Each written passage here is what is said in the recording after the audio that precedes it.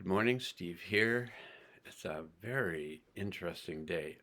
I felt like the dream world was really intense last night. The energies were just like, it was a lot of work from my perspective. Hope you had just sweet dreams and just woke up feeling like, oh, that was lovely. And if you did, stick with it. Me, on the other hand, it was like, whoa, whoa, whoa. But it turned out to produce a really good healing video, world healing video that I made earlier, and then a good world Mayan calendar reading for today, really good, all tied together. And then I picked just one card for today, asking the universe to pick the card, and the universe picked the devil card. That's 15 of trumps, or the Major Arcana card 15, XV, um, which is called the Devil card, which is lived spelt backwards.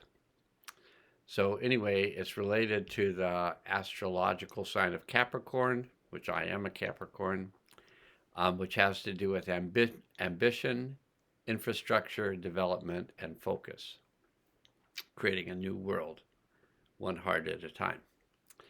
It's also the number six, related to the number six, which is about harmony, nurturing, community, caretaking, movement, and pride.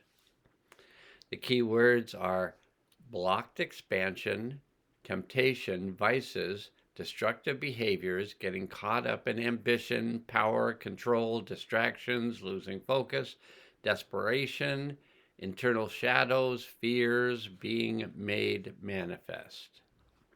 Fears being made manifest. Wildness, surrender, captivity, desire, and cravings. So, those are some key words for what may be going on during this devilish time. The card is just a symbol of things that may be going on. So, in our efforts to be attentive to all our internal aspects, our focus gets a little blurred. In our effort to be attentive to all our internal aspects, our focus gets a little blurred. Old desires start to take up space in our imagination. Our gaze, once so clearly fixed on a specific destination, wanders towards other paths, longing to retrace our steps and revisit people, places, things, dreams that we walked away from long ago, patterns that we thought we'd left behind. Behaviors we thought we no longer indulged in creep into our daily routines, pulling our attention away from our biggest ambitions and brightest hopes. Dozens of small decisions build one on one another, gradually distracting us from the road we'd chosen into slippery corners and shadowed shortcuts. We try to grasp onto control, but it slips through our fingers, or perhaps we cling to it so tightly that it becomes its own vice. That urge to call every shot, have power over every situation, master every craving. There's a wickedness to being wild, a kind of beauty in letting go and chasing after the most profound personal desires. But when we no longer have the option of saying no, when the ability to deny our impulses becomes impossible, any illusion of control is shattered. And although it can feel like freedom to give in to those seductive yearnings, now we find ourselves in a dark, dangerous place, uncertain of how we got there. The line is so thin between passion and power, and as we dance between sensations, we lose something precious, the skill of discernment. Sometimes subtle, sometimes shameless, but always alluring, this is a moment defined by an aching need for something that we cannot quite grasp. It's a hunger for something uncertain that can morph into something desperate, something devastating. This fierce temptation, this slipping under the surface, this hankering for more, It's here that we sit with the challenging, seductive lure of the devil. We don't always know when we're hiding from the truth. There are times that we deliberately lie to ourselves, cling to our denial, look the other way to avoid confronting the reality of a situation. But other times we make subtle adjustments, shift our path one way or another, work to avoid fear, and inadvertently also avoid showing ourselves compassion, grace, or kindness. With the devil, we find ourselves tangled in humiliation or regret, telling ourselves very specific stories about why we can't say no to something, why we have no choice but to behave in a particular way.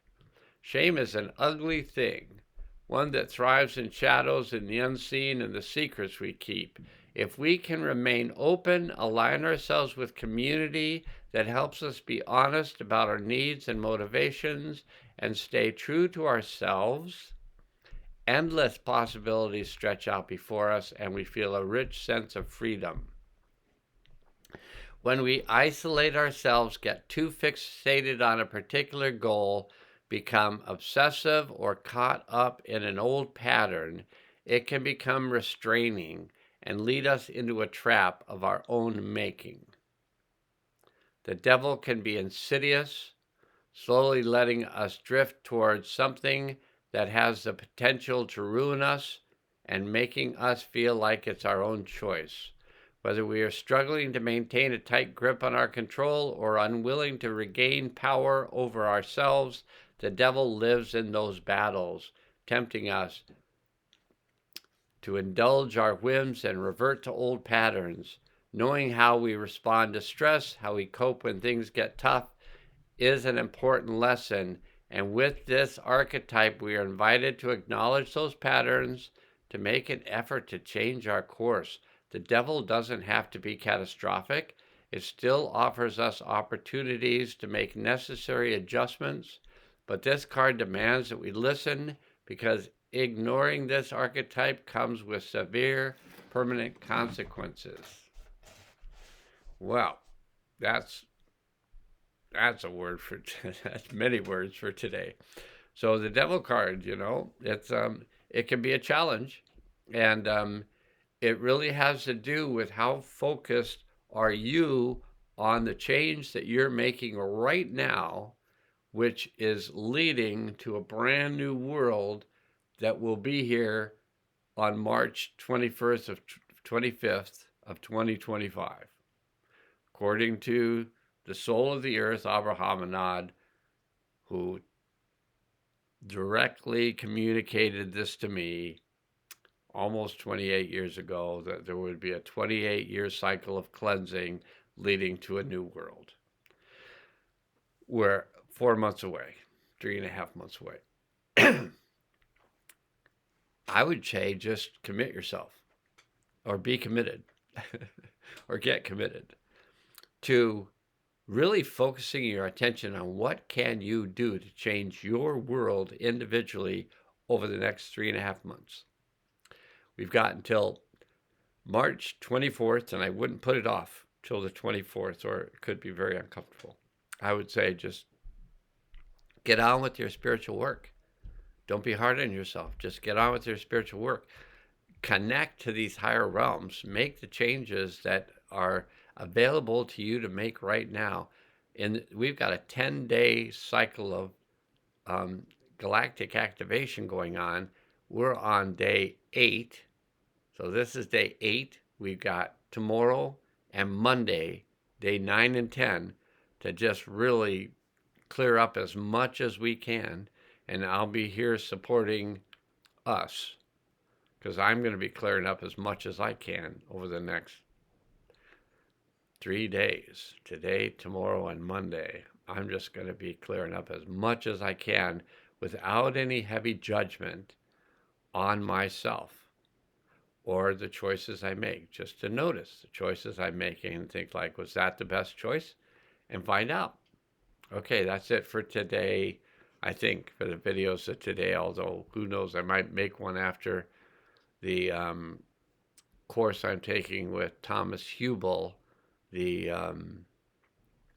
mystic trauma therapist who's going to be leading, I don't know how many of us, hundreds and hundreds of us around the world who are choosing to assist the clearing of our ancestral history that sits with us now, and now is the time to resolve it and resolve everything.